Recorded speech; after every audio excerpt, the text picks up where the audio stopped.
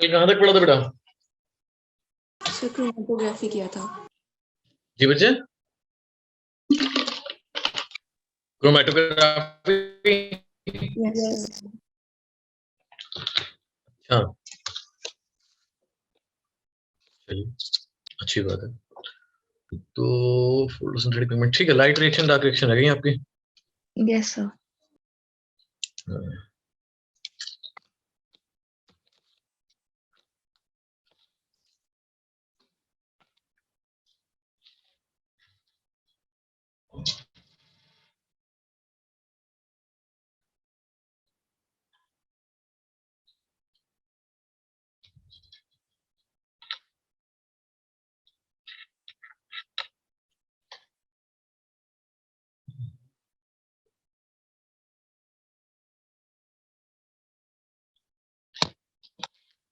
अच्छा, क्या मैंने आपको एब्जॉर्प्शन स्पेक्ट्रम पढ़ा दिया क्या? No sir. नहीं ना, वो नहीं पढ़ा है ना? Yes sir. ठीक है, वही पढ़ते हैं।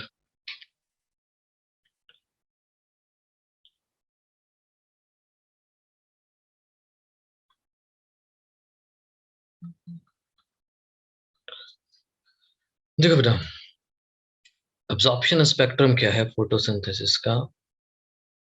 भाई इन्हें पता है कि प्लांट के पास तीन मेजर पिगमेंट्स हैं, chlorophyll A, chlorophyll B and carotenoids. ठीक है।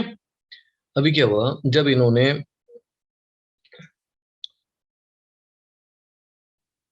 रेट ऑफ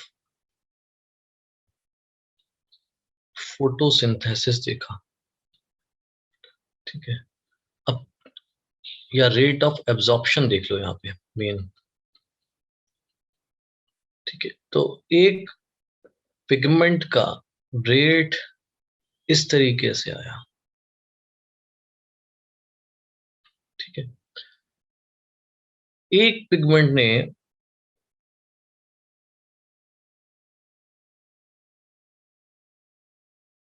ऐसे दिया और एक पिगमेंट का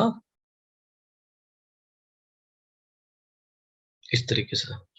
ठीक है, तो ये तीनों जो पिगमेंट थे, इनमें से एक जो था वो था क्लोरोफिल ए, दूसरा पिगमेंट था आपका क्लोरोफिल बी, और तीसरा पिगमेंट था बेटा कैरोटिनॉइड्स। कैरोटिनॉइड्स। ठीक है, तो एब्जॉर्प्शन स्पेक्ट्रम में इनको ये मालूम चला कि भाई सबसे ज्यादा जो वेवलेंथ एब्जॉर्ब हुई है वो ब्लू और रेड रीजन में। रेड रीजन में हुई है। ठीक है, इतनी बात समझ में आई? Yes sir. Yes sir. ठीक है, ब्लू और रेड रीजन में। सिमिलरली उन्होंने इस एक्सपेरिमेंट को एक और तरीके से करा। इन्होंने क्या देखा, रेट ऑफ फोटोसिंथेसिस कहाँ हायर है। दूसरे उसमें उन्होंने, जो मैंने पहले लिख दिया था रेट ऑफ फोटोसिंथेसिस, वो हम यहां देखेंगे। Rate of photosynthesis, rate of photosynthesis उनको मिला higher at the blue and red red. Region. कहाँ कहाँ ज्यादा मिला उनको? ब्लू एंड रेड रीजन में। Red region. ब्लू और रेड रीजन में। अब इन्होंने क्या काम करा, तीसरा जो ग्राफ बनाया उसको सुपर इम्पोज कर दिया, मतलब कि rate of absorption super imposed on rate of photosynthesis. ठीक है, तीसरा ग्राफ बनाते हैं। पहला एक ये हो गया, दूसरा ये हो गया, और आपका तीसरा ग्राफ ये है।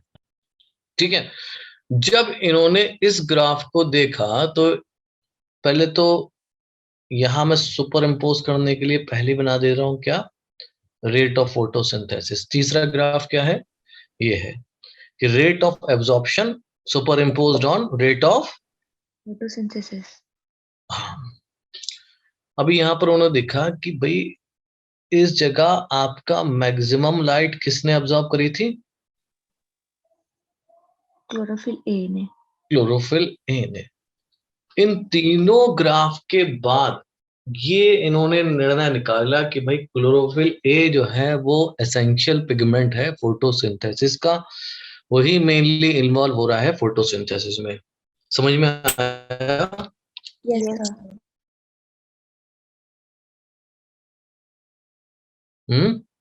आया नहीं आया? दोबारा समझो उसे। Yes, sir. No, sir. अच्छा, जिसको समझना दोबारा समझ पहले। देखो 3 ग्राफ हैं बच्चे, कितने ग्राफ हैं? 3. एक में हम देख रहे हैं रेट ऑफ एब्जॉर्प्शन कितना कैसे कैसा है, ठीक है। जैसे ये पहला ग्राफ है, इसमें क्या देख रहे हैं हम लोग? Rate of absorption. इसमें आप देखिए कि जो क्लोरोफिल ए है वो आपका मैक्सिमम एब्जॉर्ब कहाँ कर रहा है? ब्लू और Blue region में. रेड रीजन में। क्लोरोफिल बी जो है करता है एब्जॉर्प्शन, मगर मैक्सिमम नहीं होता रेड रीजन में, ठीक। कैरोटेनॉइड्स का ब्लू रीजन में मैक्सिमम, ठीक है। अब इन्होंने ये ग्राफ बना के देखा 3 पिगमेंट का कहाँ मैक्सिमम एब्जॉर्प्शन चल रहा है। दूसरा उन्होंने ग्राफ देखा जिसमें उन्होंने दिखाया कि rate of photosynthesis higher in blue region as well as in Red region. Red region, ठीक है। अब इन्होंने क्या कहा? रेट ऑफ एब्जॉर्प्शन को सुपरइम्पोज कर दिया, सॉरी रेट ऑफ फोटोसिंथेसिस को सुपरइम्पोज कर दिया रेट ऑफ एब्जॉर्प्शन पे। तो रेट ऑफ फोटोसिंथेसिस ये रहा हमने जो बनाया था, ठीक है। इसको जब देखा गया रेट ऑफ एब्जॉर्प्शन के अकॉर्डिंग, तो ये पता लगा भाई यहाँ तो आपका क्लोरोफिल ए मॉलिक्यूल था जो कि एब्जॉर्ब कर रहा था। तो इन्होंने जब ये सब चीजें देखी तो फाइनली उन्होंने बताया कि chlorophyll A is Essential for photosynthesis. हो गया। Yes, sir. क्लियर हो बच्चों? Yes, sir. Yes, sir. ठीक है।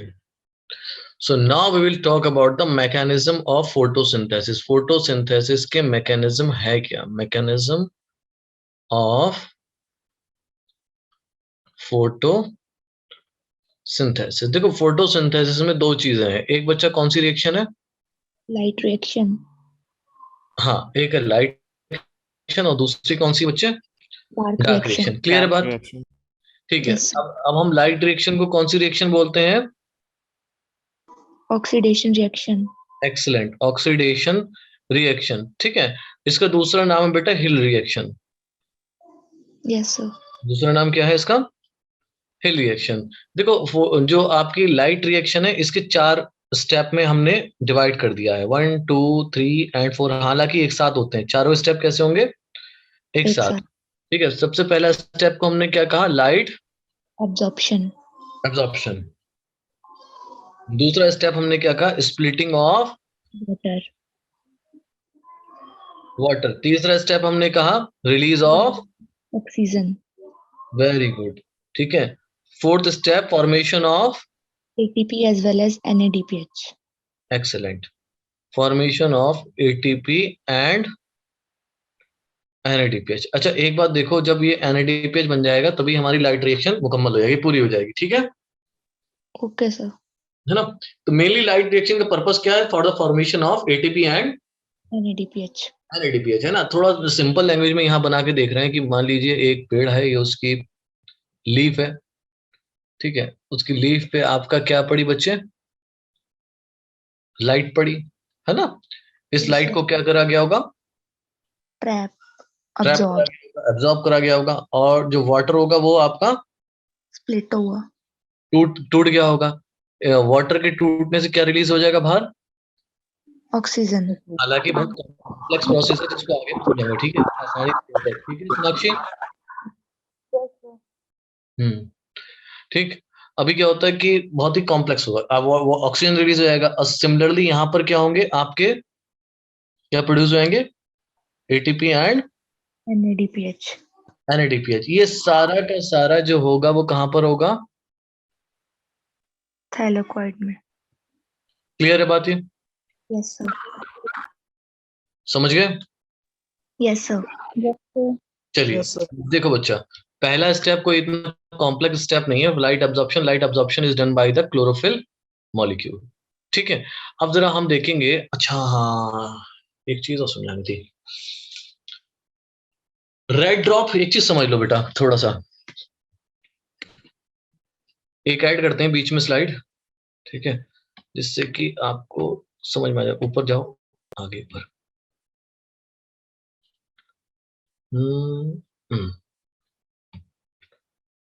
ब्लैंक स्लाइड दिख रही है? Yes, sir. हाँ, ये समझ लो, ये थोड़ा समझोगे तो आगे और आसान होगा समझना। एक है रेड ड्रॉप और इसी में है Immersion effect. हाँ इमर्शन। ये इमर्शन की स्पेलिंग गलत हो रही है, इफेक्ट। देखो बच्चा, अभी ये जो इमर्शन थे ये काम कर रहे थे ग्रीन एल्गी पे। क्या नाम था उस ग्रीन एल्गी का? Cladiophora. क्लोरेला। नहीं, पहले जो काम करा था उन्होंने क्लेडोफोरा, दूसरा जो करा उन्होंने क्लोरेला पे करा, ठीक है। अभी उन्होंने क्या करा, उसको उन्होंने लाइट दी।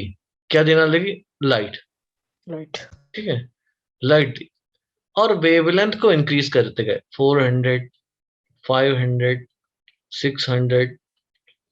जैसे ही वो 680 के ऊपर पहुंचे, फोटोसिंथेसिस रुक गया। क्या रुक गया बच्चे? Photosynthesis. फोटोसिंथेसिस रुक गया। अब 680 के ऊपर कौन सी वेवलेंथ आती है? रेड। इसीलिए उन्होंने इस फिनोमेना का नाम क्या दिया बेटा? Red drop. ठीक है, रेड ड्रॉप। अब दूसरा उन्होंने क्या करा, जब ये रेड ड्रॉप देखा तो दूसरा उन्होंने हल्के हल्के लाइट की इंटेंसिटी को धीरे धीरे बढ़ाना शुरू करा। 630, 690, 700। अब की बार फोटोसिंथेसिस बढ़ा, रुका नहीं। इसको कहा गया, Immersion effect. हाँ पूरा नाम है इमर्शन एनहांसमेंट इफेक्ट। क्लियर? अब जब उन्होंने ये देखा कि भाई 680 पर फोटोसिंथेसिस हो रहा था और 700 पे. 700 पे, तो हो ना हो प्लांट के पास कितने फोटो सिस्टम है? 2. 2 फोटो सिस्टम। समझे आप बात? Yes, Yes. sir. प्लांट के पास 2 फोटो सिस्टम है, एक वर्क कर रहा है 680 पर, एक वर्क करेगा बच्चे 700 पे. 700। क्लियर? तो Yes. 2 फोटो सिस्टम की बात किसने रखी? इमर्शन ने, ठीक है। Yes, sir. अब फोटो सिस्टम है क्या? फोटो सिस्टम एक ऑर्गेनाइजेशन है मॉलिक्यूल्स का। उसमें आप देखें किस तरीके से मॉलिक्यूल्स होते हैं। ये आपके मॉलिक्यूल्स हैं, ठीक है। इनको हम लोग बोलते हैं बच्चा, these are all Pigment molecules. Pigment molecules bounded by protein. इनमें एक मॉलिक्यूल होगा जिसको आप बोलोगे रिएक्शन सेंटर। क्या बोलोगे इसको? Reaction center. Reaction centre. ये होता है क्लोरोफिल ए, ठीक है। क्या होता है? Chlorophyll A. बाकी जो मॉलिक्यूल हैं ये आपके कहलाते हैं Accessory molecule. Accessory molecule. अब मान लीजिए वेवलेंथ पड़ी, इनका काम क्या होगा? वेवलेंथ को कलेक्ट करें और किसको दे दें? Reaction center को. रिएक्शन सेंटर को। समझे बात को बेटा? Yes, sir. ठीक है। तो इस तरीके से हमें वेवलेंथ के अकॉर्डिंग हमें देखना होता है। अब ये क्या करेगा, जब ये इस रिएक्शन सेंटर को देगा तो यहां से जो इलेक्ट्रॉन निकलता है वो इलेक्ट्रॉन चला जाता है प्राइमरी एक्सेप्टर के पास। किसके पास चला जाएगा बच्चों? Primary. Primary acceptor. बस ध्यान से सुनना बच्चे, बहुत आराम आराम से, है ना। अभी सुनो बेटा। अब on the basis of wavelength, मान लीजिए अगर 680 नैनोमीटर की वेवलेंथ ऑब्जर्व हो रही है तो हमने इसको कह दिया क्या है? ये PS1. PS1 है। Sorry PS second, not PS1, ठीक है। अगर 700 की हो रही है तो PS1. PS1, ठीक है। तो वेवलेंथ के हिसाब से रहता है। अगर 680 नैनोमीटर की वेवलेंथ ऑब्जर्व कर रहा है तो PS सेकंड, और 700 नैनोमीटर की वेवलेंथ ऑब्जर्व कर रहा है तो PS1। और ये जो कॉम्प्लेक्स बनता है, इस कॉम्प्लेक्स को हम लोग कहते हैं LHC, यानी कि लाइट हार्वेस्टिंग Complex. कॉम्प्लेक्स, थोड़ा कॉम्प्लिकेट हो रहा है ना बच्चों? No, sir. नहीं, क्लियर है सारा? Yes, Yes, sir. sir. चलिए बढ़िया, बना लिया इसको, समझ में आया? Yes, Yes, sir. sir. Yes, sir. चलिए ठीक। तो हमारे जो आपको लाइट रिएक्शन में दो फोटो सिस्टम मिलेंगे, एक फोटो सिस्टम फर्स्ट मिलेगा, एक photo system second. Photo system 1 will absorb the wavelength of 700 nanometer and photo system second will absorb the 680 nanometer. 680 nanometer। ठीक है बेटा, Yes, sir. चले ये बात समझ में आ गई? Yes, sir. तो अभी ये हो गया, अब आगे समझो। तो दो चीजें हो गई। अब हमने समझा था कि भाई जो लाइट है, लाइट रिएक्शन हमने पढ़ा था ना कि Yes. लाइट रिएक्शन में कौन कौन से स्टेप है? Absorption of light, water split. Absorption of light, splitting of water, release of O2 and formation of NADPH and ATP। हाँ, वेरी गुड। अभी क्या होगा, देखो बच्चा, होता क्या है कि दो फोटो सिस्टम होते हैं। हम थोड़ा सा थाइलाकॉइड मेम्ब्रेन को बनाने की कोशिश करेंगे और ज्यादा से ज्यादा तुम्हें समझाने की कोशिश करेंगे, ठीक है? अब मान लीजिए ये आपका फोटो सिस्टम सेकंड है, ये आपका फोटो सिस्टम 1. फर्स्ट है ना? इतना समझ में आया? Yes, sir. ठीक है। अभी क्या हुआ कि इस फोटो सिस्टम पे क्या पड़ी बच्चों? लाइट पड़ी कितनी? 680 nanometer. 680 नैनोमीटर की। क्लियर है बात? Yes, sir. अभी क्या होगा, जैसे ही इस पे लाइट पड़ेगी, अब जरा अलग दिखाना पड़ेगा मुझे, ठीक है? अभी यहाँ पर इसको बनाते हैं, ये है फोटो सिस्टम सेकंड, ठीक है? और ये है आपका रिएक्शन सेंटर, ठीक है? इस पे क्या पड़ रही है बच्चों? Light Light. rays. लाइट पड़ रही है, जिसकी वेवलेंथ है बेटा 680 nanometer. 680 नैनोमीटर। जैसे ही यहाँ पर 680 नैनोमीटर की वेवलेंथ पड़ेगी, ये सारी इकट्ठी होकर इसको चली जाएगी और यहाँ से निकल जाएगा क्या? Electron. इलेक्ट्रॉन, ठीक है? दो इलेक्ट्रॉन निकल जाते हैं। कितने इलेक्ट्रॉन निकल जाते हैं बच्चे? दो, 2. ठीक है? अभी क्या होगा, जैसे ही दो इलेक्ट्रॉन, बेटा बहुत आवाज आ रही है सोनाक्षी पीछे से। जैसे ही दो इलेक्ट्रॉन निकलते हैं, उन दो इलेक्ट्रॉन को पूरा करने के लिए टूटता है आपका Water. वाटर। क्या होगा बच्चों? वाटर आपका टूट जाएगा। वाटर के टूटने से दो इलेक्ट्रॉन रिलीज होंगे, दो प्रोटॉन रिलीज होंगे और नेसेंट Oxygen. ऑक्सीजन।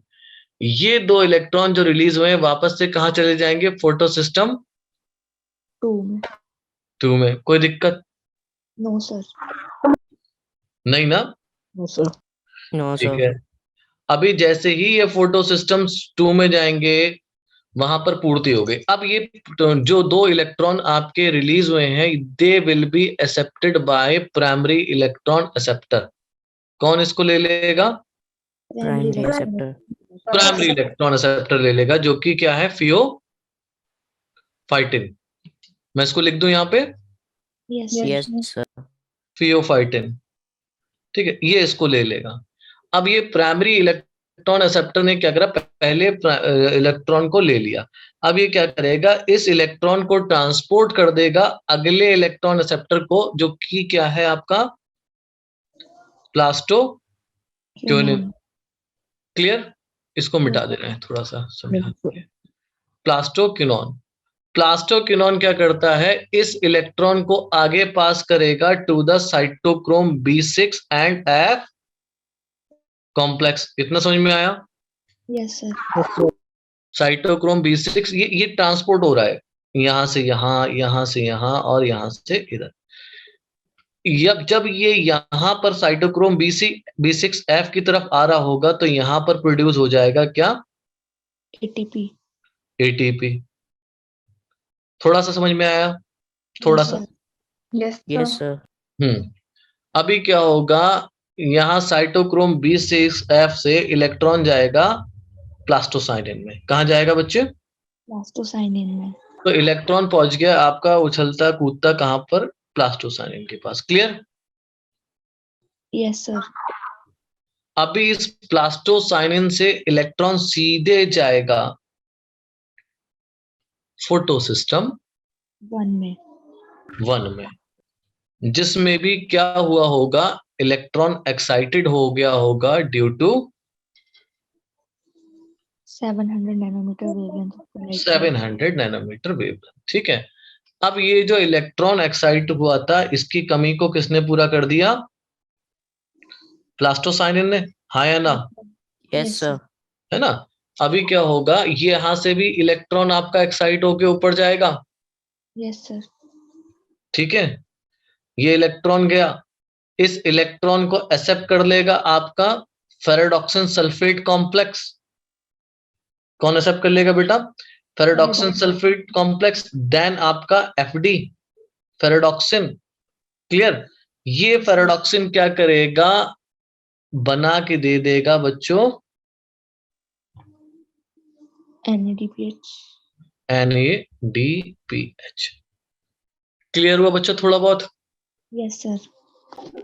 ये सिस्टम है फोटो सिस्टम 1। 1। ठीक है बेटा? Yes Yes. सर। यहां पर एक एंजाइम लगता है फेरेडॉक्सिन रिडक्टेज। ध्यान से सुनना बच्चे, बहुत आराम आराम से, ठीक है? शुरू से बता रहा हूं। ठीक, हम यहां पर क्या देख रहे हैं कि PS सेकंड भी काम कर रहा है, और PS1 भी। क्यों काम कर रहे हैं बच्चे ये? ATP और NADPH बनाने के हाँ, ATP और NADPH बनाने के लिए। इतनी बात समझ में आई? Yes sir. अब एटीपी का फॉर्मेशन कहलाता है फोटो फॉस्फोराइलेशन। या देखो, addition of phosphate is known as phosphorylation. ATP का बनना क्या कहलाता है बेटा? फॉस्फोराइलेशन। इतनी बात समझ में आई? Yes sir. बाकी बच्चों को? Yes sir. देखो, addition of phosphate is known as phosphorylation, but when it is in the presence of light, it is known as Photophosphorylation. photophosphorylation. This photophosphorylation are of two type. One is Cyclic and other is non-cyclic. excellent. One is cyclic. Cyclic is when the electron release. Cyclic तब होगा जब आपका electron release हो गया है, वो वापस से आ जाए। Yes. ठीक है, और जब इलेक्ट्रॉन वापस नहीं आता तो वो क्या कहलाता है बच्चों? Non-cyclic. Non cyclic. अब जरा बच्चे यहां पर देखें, मुझे बताएं, क्या ये साइक्लिक है या Non-cyclic. ये क्या है बेटा? Non-cyclic. नॉन साइक्लिक है ना? क्योंकि इलेक्ट्रॉन जो आपका था यहां से एक्साइट हुआ, वो वापस लौट के नहीं आया। क्योंकि अगर ये इलेक्ट्रॉन वापस इधर आ जाता, बात समझ में आ रही है? ये इलेक्ट्रॉन लौट के आ जाता तो ये साइकिल आपकी कंप्लीट हो जाती। इसीलिए ये जो बना है, पहले मैं बी लिख दूं वरना आप लोग कंफ्यूज रहोगे। इसलिए ये जो बना है, ये कौन सा है बेटा? Non-cyclic photosphorylation. Non cyclic. ठीक है बच्चों? Yes sir. Yes sir. अब हम पीछे चलते हैं थोड़ा समझने के लिए। देखो, यहां पर है, इस स्टेप में है, H2O रिलीज हो गया, आपने देखा यहां पर H2O स्प्लिट हो गया, और क्या रिलीज हुआ बेटा यहां पर? Nascent oxygen. होता क्या है, जब इलेक्ट्रॉन ट्रांसपोर्ट सिस्टम हम पढ़ेंगे तब आपको समझ में आएगा ये किस तरीके से आपका आगे आता है। या फिर हम वो पढ़ेंगे ना, क्या कहते हैं अभी, कीमोऑस्मोटिक, तो आपको और ज्यादा समझ में आ जाएगा। ठीक है, अभी यहाँ पर देखें, ऑक्सीजन आपको रिलीज हो गया, हमें क्या बना रहे हैं? एटीपी बना रहे हैं। एटीपी बनाने और एनएडीपीएच बनाने के दो तरीके हैं। एक आपका Non-cyclic and cyclic. Non cyclic photophosphorylation and Cyclic photophosphorylation. Cyclic photophosphorylation. ठीक है बेटे, तो ये दो तरीके हैं। हमने नॉन साइक्लिक समझ लिया, हमने देखा नॉन साइक्लिक में क्या हो रहा है कि आपका लाइट पड़ रही है और फोटो सिस्टम सेकंड के LSC पे इलेक्ट्रॉन रिलीज हो रहा है, 2 इलेक्ट्रॉन रिलीज हुए, जिसकी कमी किसने पूरी कर दी? स्प्लिटिंग ऑफ वाटर ने। उस इलेक्ट्रॉन को फियोफाइटिन ने ले लिया, आगे दिया प्रोटॉन कैरियर को जिसका नाम है प्लास्टोक्विनिन, फिर आगे दिया साइटोक्रोम B6F को। इस दौरान क्या बन गया? ATP. ATP बन गया। फिर वो इलेक्ट्रॉन आगे चलता रहा, चलते चलते कहां पहुंच गया? PS1. PS1 में। PS1 से भी इलेक्ट्रॉन एक्साइटेड होके कहां निकल चुका था? ऊपर इलेक्ट्रॉन एक्सेप्टर के पास जिसका नाम है FRS, फेरोडॉक्सिन सल्फेट कॉम्प्लेक्स। धीरे धीरे करके नीचे पहुंचता है और वहां जाके बनाता क्या है? NADPH. NADPH। तो नॉन साइक्लिक फोटोफॉस्फोराइलेशन से हमें क्या क्या मिला? ATP and NADPH. Clear? Yes, sir. Yes, sir. चलो यहां तक बात समझ में आ गई सबके? Yes, sir. Yes, sir. अब हम चलते हैं साइक्लिक फोटोफॉस्फोराइलेशन नंबर 2। साइक्लिक देखो, नेक्स्ट स्लाइड दिखाना। अच्छा हाँ देख लो।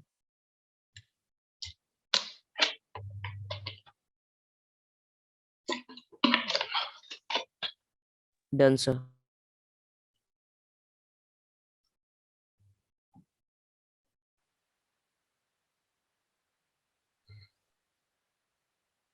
Done sir. Done? Yes sir. चलिए अब देखो बेटा, दूसरा है साइक्लिक। साइक्लिक होता है PS1। ठीक है, कौन सा इन्वॉल्व होगा? PS1. PS1.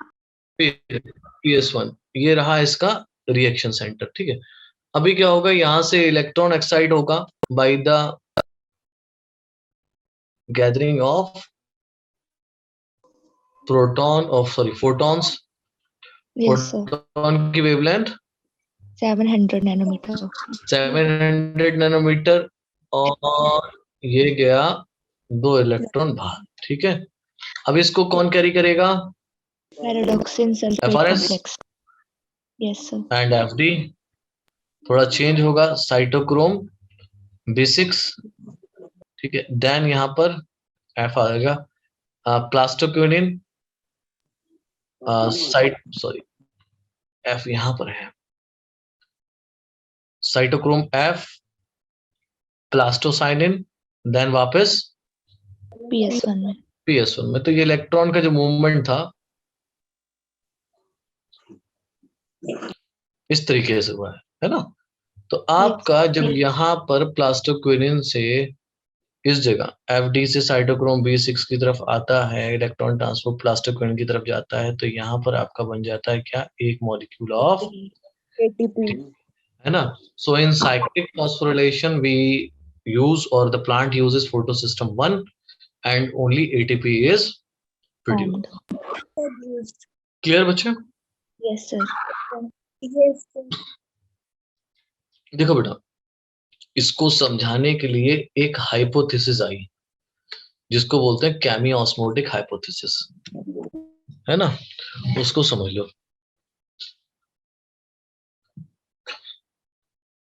Chemo osmotic hypothesis है क्या? ये कैमी ऑस्मोटिक हाइपोथेसिस, ये आपका क्या है बच्चा? Thylakoid membrane. ठीक है, और बाहर क्या है? स्ट्रोमा। Yes, sir.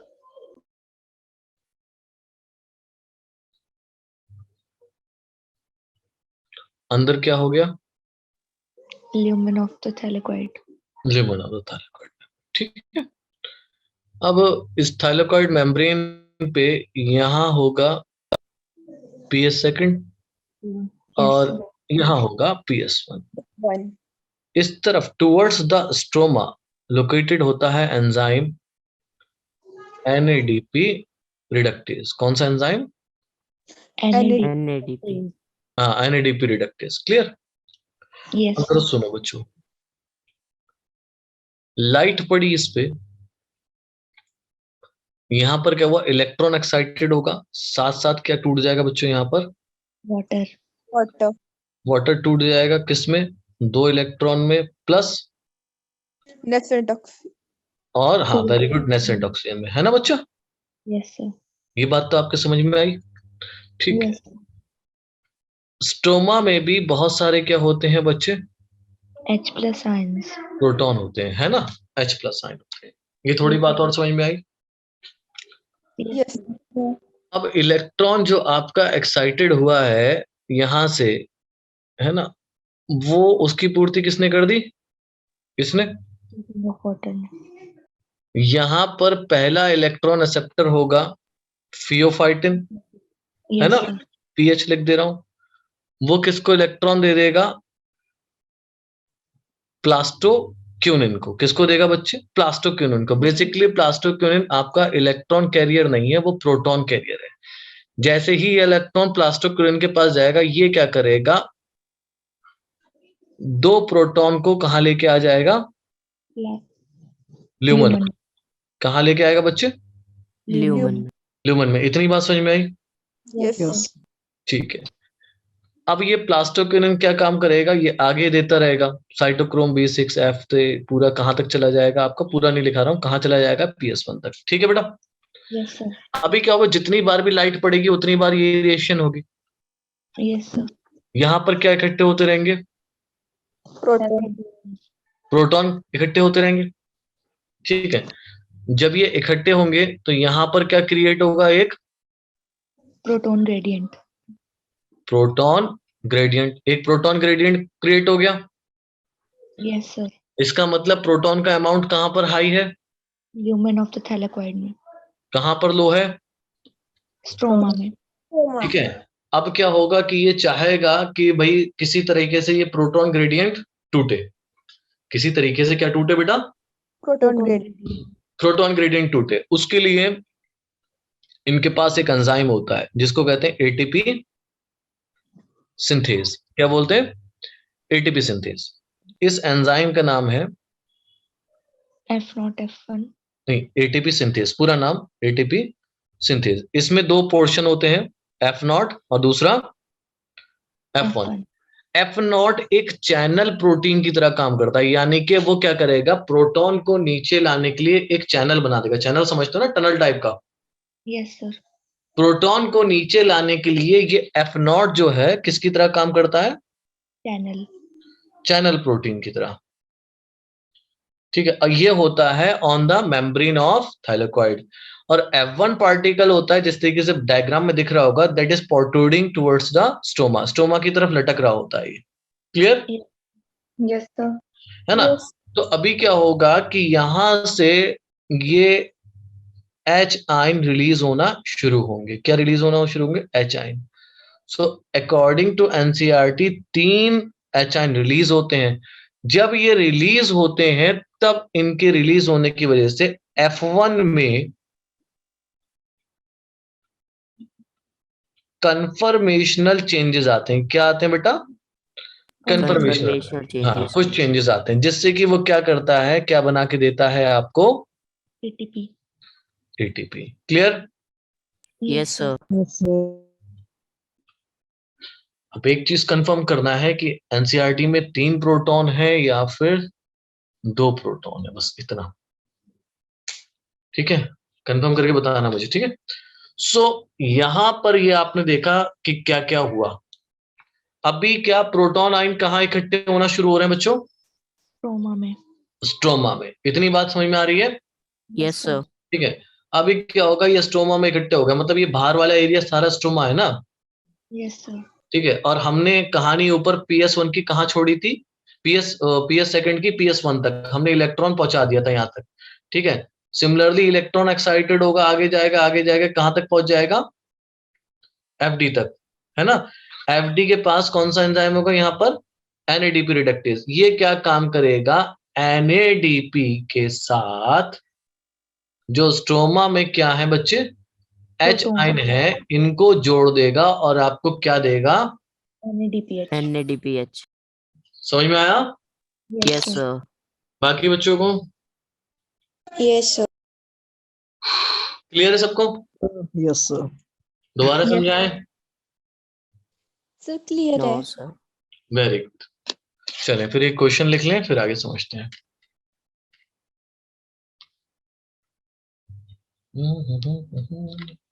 चलो मैं ऐसे ही दे रहा हूँ।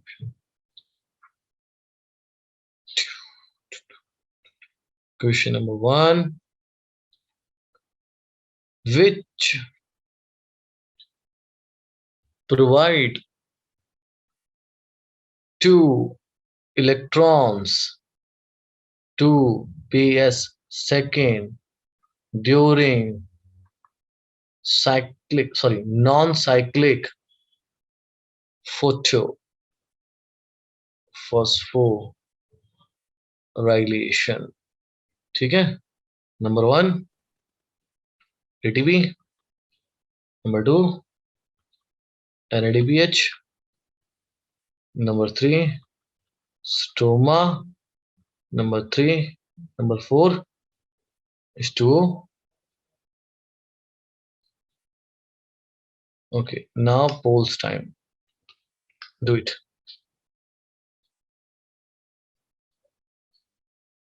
Visible poll beta? No, sir. No, sir. Okay, let me do it again. Why it's not visible? Now? Yes, sir. Yes sir. Yes, sir. Done. Okay.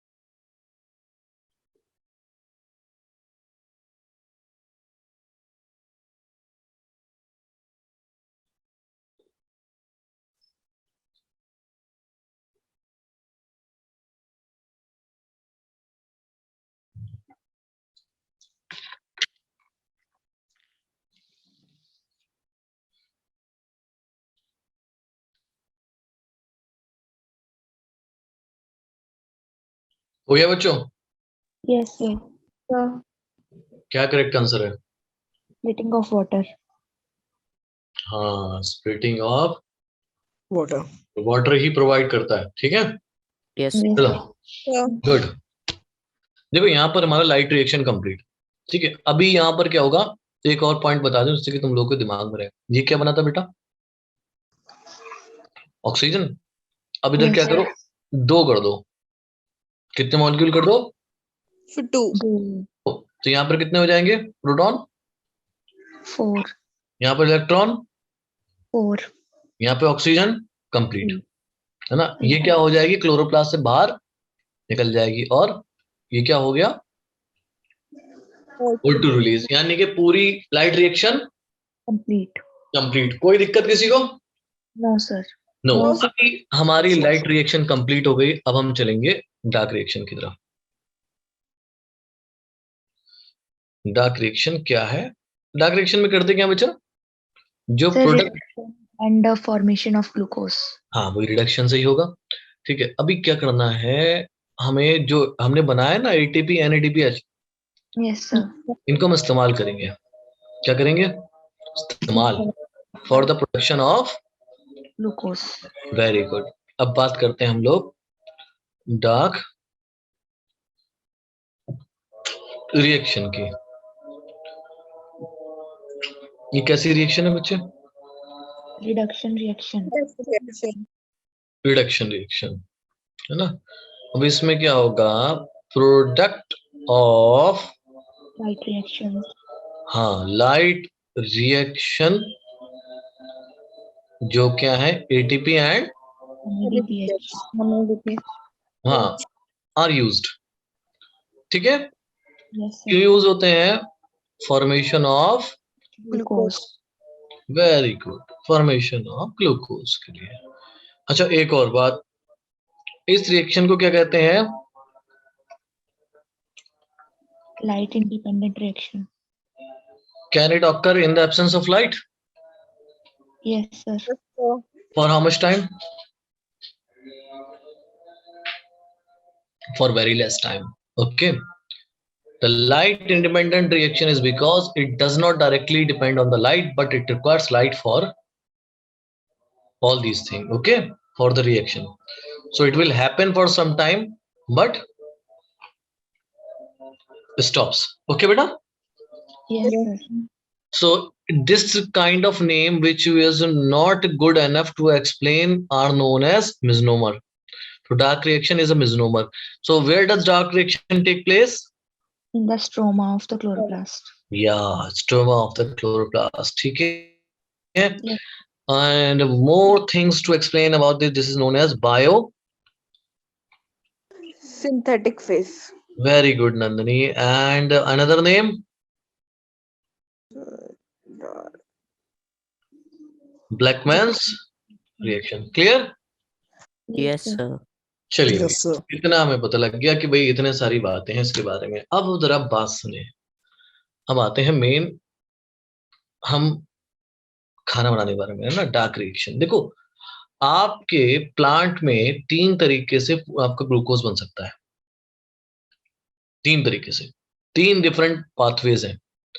3 different pathways, है ना? वो कोई भी रास्ता चुन सकता है, उसकी सहूलियत पे है, मगर एक रास्ता तो हमेशा चुनेगा। पहला कौन सा है? C3 pathway. दूसरा कौन सा है? C4 C4 pathway. C4 pathway. और तीसरा कौन सा है? CA camp pathway, pathway. है ना? ठीक है, इतनी बात समझ में आई? Yes. कि Yes. भाई 3 डिफरेंट पाथवे से हम लोग ग्लूकोज को बनाते, हम लोग का मतलब प्लांट है इस टाइम, ठीक है? ग्लूकोज बना सकते हैं, एक तो C3 पाथवे से, एक C4 पाथवे से, और क्या? दुनिया में कोई भी प्लांट हो, वो कोई भी पाथवे इस्तेमाल कर रहा हो, उसको C3 पाथवे तो इस्तेमाल करना ही है। एक बात समझ लो, ठीक है? Yes, sir. इसको हम क्या लिखते हैं? Occur in all plants. दुनिया में जितने भी प्लांट्स हैं, सब में कौन सा पाथवे होगा बच्चे? C3 pathway. pathway. ठीक है। अब इसको C3 क्यों कहा? कि भैया पहला जो स्टेबल प्रोडक्ट बनता है इस साइकिल में, वो कितने कार्बन का होता है? 3 carbon. 3 3 carbon. कार्बन का, ठीक है? तो उससे पहले मैं बता दूं आपको, ये साइकिल स्टडी करी थी किसने? मेल्विन Kelvin ने. केल्विन ने। क्या यूज करा था? C14। ये क्या है बच्चे? आइसोटोप है नहीं है? Yes, sir. Yes. Radio isotope. और इस्तेमाल करा था उन्होंने ग्रीन एल्गी, जिसका नाम है क्लोरेला, ठीक है? मेल्विन केल्विन ने। अब C3 साइकिल को क्यों कहते हैं भैया C3 साइकिल? क्योंकि पहला स्टेबल प्रोडक्ट, अभी पहले C3 पढ़ेंगे, फिर C4 बाद में पढ़ेंगे। पहला स्टेबल प्रोडक्ट कितने कार्बन का है? Is of 3 carbon atom. 3 carbons. ये बात, 3 carbon, that is 3 phosphoglyceric acid. 3PGA, 3 phosphoglyceric Glyceric acid. Acid. ठीक है बच्चे? Yes, sir. अब इसमें 3 जो है वो कार्बन नंबर 3 है, ना कि कार्बन के नंबर है। चलो, इतना समझ में आया? Yes, sir. Yes, कोई sir. दिक्कत किसी को भी? No. लिख लिया, आगे बढ़ो। Yes, sir.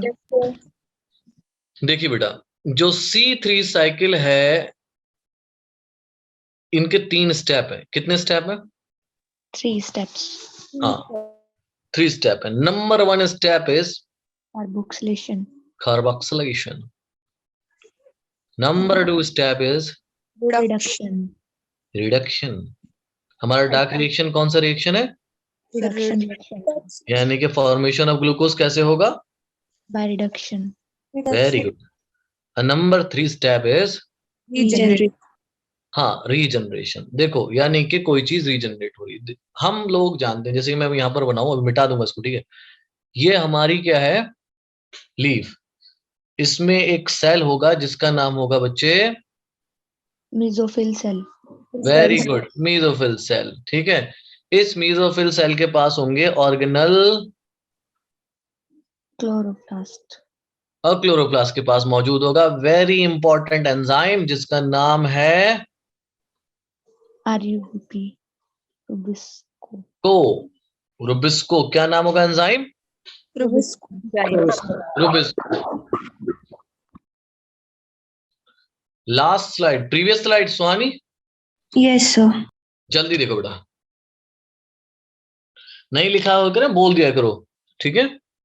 Yes, sir. Done, sir. Thank you, sir. चलो, कौन सा एंजाइम होगा? Rubisco.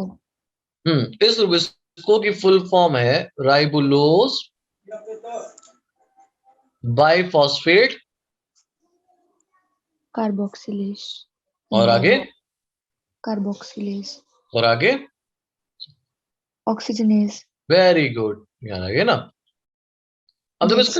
इसका डबल नेम है. ये कार्बोक्सिलेज भी है और Oxygenase भी. ऑक्सीजनेज भी है. बच्चों सुनना मेरी बात. यानी कि इस एंजाइम के पास कितनी प्रॉपर्टी है? 2. एक तो क्या करा सकता है? Carboxylation. और दूसरा ऑक्सीजनेशन. यानी कि ये एंजाइम कार्बन डाइऑक्साइड को भी ऐड करा सकता है और Oxygen. ऑक्सीजन को भी. इतना समझ में आया? Yes, sir. चलिए, अब जरा साइकिल शुरू करते हैं. देखो, आराम आराम समझेंगे, कोई जल्दी नहीं है, ध्यान से सुने. हमारे प्लांट के पास मेसोफिल सेल में एक 5 कार्बन का, कितने कार्बन का बच्चे? 5 कार्बन का. 5 कार्बन का कंपाउंड होता है जिसको हम लोग कहते हैं राइबोलोज बाइफॉस्फेट. इतनी बात समझ में आई?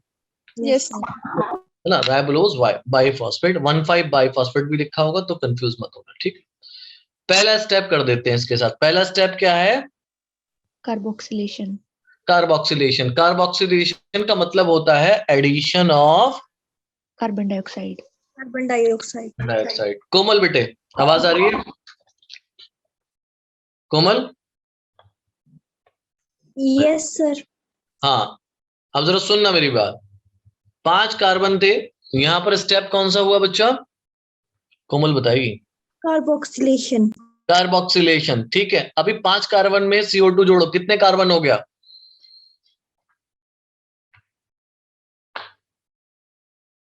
चलो कोई नहीं, देवेश बताएगा. Devesh, Yes, sir. 5 कार्बन का कंपाउंड है RUBP. Yes, sir. अब इसमें 1 कार्बन डाइऑक्साइड जोड़ दो, कितने कार्बन हो गए? Sir, 6. 6 हो गए ना. ठीक है. 6 कार्बन का कंपाउंड बनना चाहिए था, पर यहां पर क्या होता है, ये जो 6 कार्बन का है ना, सपोज करो ये कार्बन, ये दूसरा कार्बन, ये तीसरा कार्बन, ये चौथा कार्बन, ये 5वां कार्बन, ये छठा. अभी क्या होता है, ये 6 कार्बन का जो कंपाउंड बनता है ना, ये कैसा होता है बच्चे? अनस्टेबल. कैसा होता है? Unstable. अनस्टेबल. तो होता क्या है, हमें क्या मिलते हैं? 3 कार्बन के 2 group. Molecule. 2 मॉलिक्यूल, है ना. अभी मैं बिंदु हटा रहा हूं, सारे समझ रहे हो? Yes, Yes, sir. sir. तो अभी क्या मिलेगा हम लोगों को? पहला स्टेबल कंपाउंड मिलता है फॉस्फो, Glyceric acid. जिसको मैं ग्लिसरेट लिख दे रहा हूं. 8 जहां लगाओ समझ जाओ एसिड है. बात Yes, समझ में sir. आई? जैसे पामेट, इसका मतलब पाल्मेटिक एसिड. एस्पार्टेट, इसका मतलब एस्पार्टिक एसिड. ठीक है. Yes, sir. चलिए, अभी कितने कार्बन का है बच्चा ये? 3 कार्बन का. 3 कितने carbon. मॉलिक्यूल बनते हैं? 2 molecules. 2 मॉलिक्यूल बने हमारे पास 3 कार्बन के. Yes, sir. तो क्या हुआ, पहले स्टेप में RUBP के साथ कार्बन डाइऑक्साइड जुड़ा अलोंग विद, ऐसा नहीं सिर्फ कार्बन डाइऑक्साइड था, अलोंग विद वाटर. क्या होता है कार्बोक्सिलेशन, और आपको 2 मॉलिक्यूल मिल जाते हैं किसके? फॉस्फोग्लिसरेट के। क्लियर इतना? Yes sir. Yes, sir. अब ये जो फॉस्फोग्लिसरेट है ये आपका रिड्यूस हो जाएगा, बहुत सारे रिडक्शन स्टेप होंगे, ठीक है, रिड्यूस होगा। यहाँ करते हैं हम लोग रिडक्शन, अगले स्टेप में चले गए। क्या हुआ बच्चे? रिडक्शन हुआ, ठीक है। एक फॉस्फोग्लिसरिक एसिड को रिड्यूस करने के लिए कितने एटीपी लगते हैं? 1 एटीपी। कितना एटीपी? 1 ATP plus 1 DPH. इतनी बात समझ में आई? Yes sir. कितने फॉस्फोग्लिसरेट हमारे पास? 2 तो 2 मॉलिक्यूल को करने में कितने लगेंगे? 2 एटीपी और 2। NADPH। चलिए भाई, जब ये रिड्यूस होता है तो आपको देता है ट्रायोस फॉस्फेट। क्या देगा? हाँ, ट्रायोस फॉस्फेट। क्लियर हो गई बात? Yes sir. ट्रायोस फॉस्फेट, एक फॉस्फोग्लिसरेट से एक ट्रायोस फॉस्फेट बनता है। हमारे पास कितने फॉस्फोग्लिसरेट है? 2 तो हमें कितने ट्रायोस फॉस्फेट मिले? 2 2। क्लियर? इतना समझ में आया? Yes sir. ये भी कितने कार्बन का है? 3 कार्बन। अब ट्रायोस फॉस्फेट के कितने मॉलिक्यूल है बच्चों? 2 मॉलिक्यूल, यानी कि टोटल कार्बन कितने हैं हमारे पास? 6 कार्बन। 6 कार्बन है। Yes sir.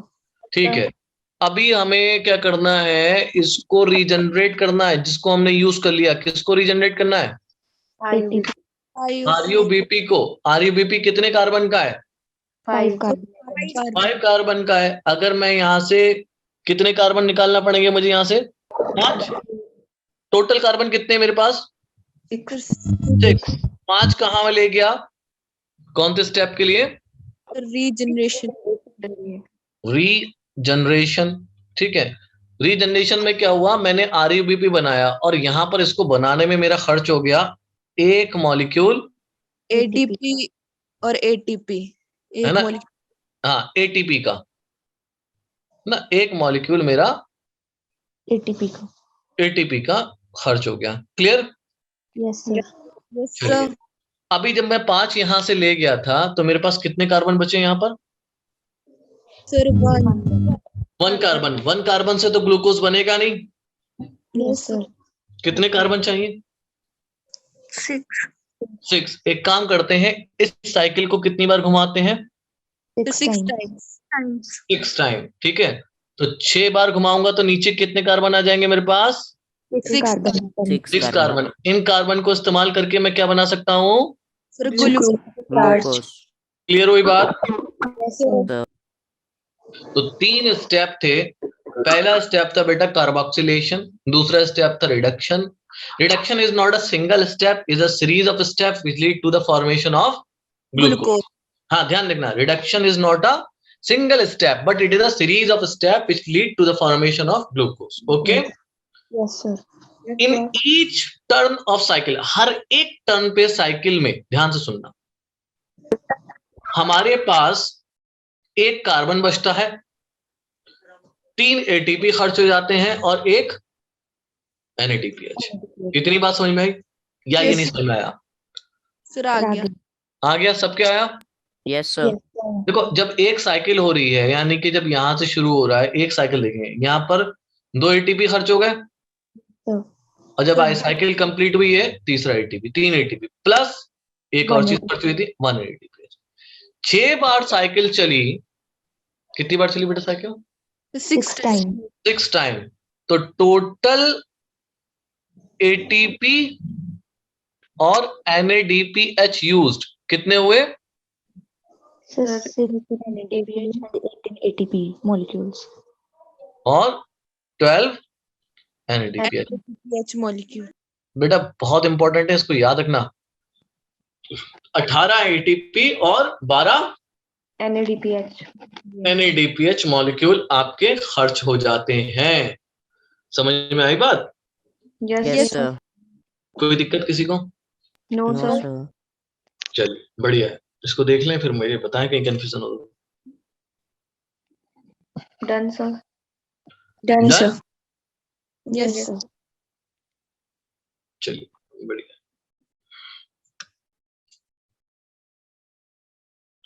क्वेश्चन लिखिए एक और।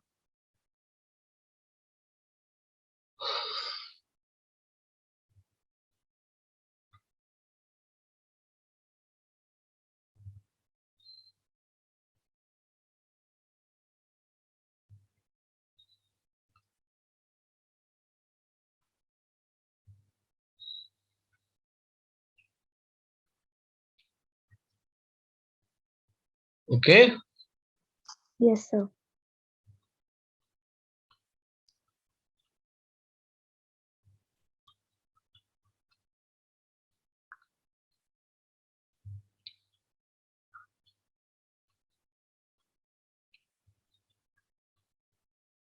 हम्म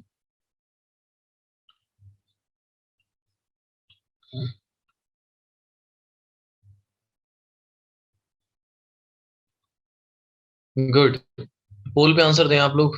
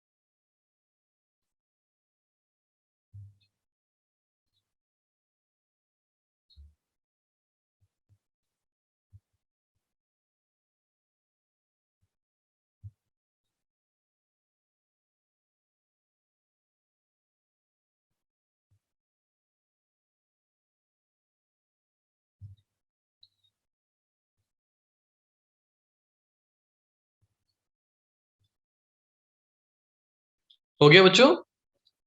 Yes, Yes, sir. sir. Good Devesh. Correct answer is Reduction. Reduction. Reduction. Reduction. हाँ जी। देखो लास्ट थोड़ा पढ़ा रहा हूँ, इसको समझ लीजिए, उसको कल हम लोग डिटेल पढ़ेंगे। दूसरी साइकिल कौन सी है बच्चों? C4 cycle. C4 cycle. C4 cycle. इसको देखा था किसने? हैच एंड स्लैक ने। ठीक है, हैच एंड स्लैक पाथवे कहलाता है। पहला स्टेबल कंपाउंड कौन सा बनेगा? OAA. 4 कार्बन का है ना, OAA, oxalo Acetate. Acetic acid. ठीक है। Yes, हाँ, sir. और दी प्लांट जो ये C4 साइकिल करते हैं उनको हम लोग क्या कहते हैं? C4 plant, Yes, sir. Yes, sir. है ना। जो ये C4 साइकिल दिखाते हैं उनको हम लोग बोलते हैं बेटा C4 प्लांट। अब अगली चीज क्या है बच्चों की the leaf of this plant, बस लास्ट 2 लाइनें और, ठीक है। The leaves of these plants, इनकी जो लीव्स होती ना, शो, ये है नीट का क्वेश्चन। कौन सी anatomy? Crans anatomy. Anatomy. Plant Kranz anatomy. अभी क्रांस एनाटॉमी है क्या? देखो बच्चा, ये हमारी लीफ, Yes, sir. ठीक है, ये है बीच में छोटू छोटू से वास्कुलर बंडल, ठीक है। Yes, sir. These vascular bundle are covered by the sheath known as, Bundle sheath cells. very good, these sheaths are known as bundle sheath cell. Clear? Yes, sir. Bundle sheath cell. Okay. And these bundle sheath cell are covered by concentric ring of mesophyll cell. Okay. Yes, So sir. this is the anatomy of, Leaves of C4 plants. हाँ ठीक है। तो ये C4 plant की anatomy है। अभी क्या फर्क क्या है बंडल शीथ सेल में और मेसोफिल सेल में? देखो क्लोरोप्लास्ट का है, ठीक है। जो C4 प्लांट होते हैं इनके पास डाइमॉर्फिक क्लोरोप्लास्ट होता है। कैसा? Dimorph. हाँ, डाई का मतलब दो और मॉर्फी मतलब मॉर्फोलॉजी वाला, डाइमॉर्फिक क्लोरोप्लास्ट। ठीक है, कैसा क्लोरोप्लास्ट होगा बच्चे? Dimorphic. Dimorphic chloroplast. अच्छा, एक और बात, ये जो क्लोरोप्लास्ट हैं इनमें क्या डिफरेंस होता है भाई? मेसोफिल सेल के अलग क्लोरोप्लास्ट होंगे, स्मॉलर विद ग्रेना, ओके, और बंडल शीट सेल के larger without Grana. grana. So these two kind of chloroplast we see in this cell. Mesophyll cell. Now, listen. Mesophyll cell have enzyme peptidase. Which enzyme they have? Peptidase. And bundle sheet cell have enzyme Rubisco. Rubisco. Okay, बेटा, Yes, sir. यहाँ तक समझ में आया? Yes, sir. And these two cell all together are connected by plasmodesmata. Okay, that's it for today. Any doubt? Ask. No, कल sir. हम C4 cycle पढ़ेंगे, ठीक है? Yes, sir. Yes, sir. हाँ जी बच्चों, सबके समझ में आ गया? Yes, sir. ओके, ठीक है बेटा, कल देखते हैं आगे का, ठीक है? Thank you, sir. Yes, चलो sir. Bye bye, take care, good night, Bye. Bye. Bye.